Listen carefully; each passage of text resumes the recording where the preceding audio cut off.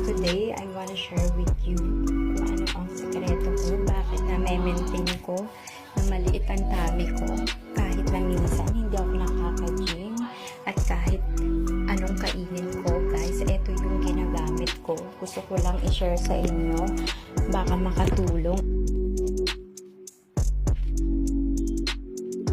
Ginagamit ko siya 3 hours a day, guys. Pag sobrang busy naman ako, at least 3 times a week ko siyang sinusuot. Ang importante, masusuot mo siya every day o kaya 3 times a week ng 3 oras kada araw. Ito talaga nakatulong sa akin para matanggal ang belly fats ko sa gilid. Kasi meron akong belly fats dati, guys. Pero dahil sa lagi ko siyang ginagamit, ayan, parang nagkaroon na ako ng muscle, nag-form na ng muscle. Makikita nyo sa video na parang pinupukpok ko yung tiyan ko. Tumigas ng tiyan ko, guys. Kakasuot ko ng waist trainer. Kaya I'm so grateful and happy dahil natagpuan ko tong waist trainer na to. I super love this waist trainer, guys. So, ulitin ko. Baka mag-effect din sa inyo.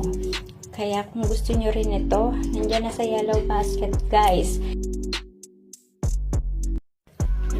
Today I wanna share with you kung ano ang sekreto ko, bakit na-maintain ko na maliit ang tummy ko kahit na minsan hindi ako nakaka-gym at kahit anong kainin ko. Guys, ito yung ginagamit ko. Gusto ko lang i-share sa inyo, baka makatulong. Ginagamit ko siya 3 hours a day, guys. Pag sobrang busy naman ako, at least 3 times a week ko siyang sinusuot.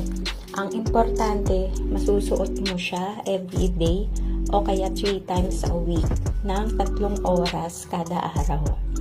Ito talaga nakatulong sa akin para matanggal ang belly fats ko sa gilid. Kasi meron akong belly fats dati, guys. Pero dahil sa lagi ko siyang ginagamit, ayan, parang nagkaroon na ako ng muscle, nag-form na ng muscle. Makikita nyo sa video na parang pinupukpok ko yung tiyan ko. Tumigas ng tiyan ko, guys. Kakasuot ko ng waist trainer. Kaya I'm so grateful and happy dahil natagpuan ko tong waist trainer na to. I super love this waist trainer, guys. So, ulitin ko. Baka mag-effect din sa inyo. Kaya kung gusto nyo rin ito, nandiyan na sa yellow basket, guys.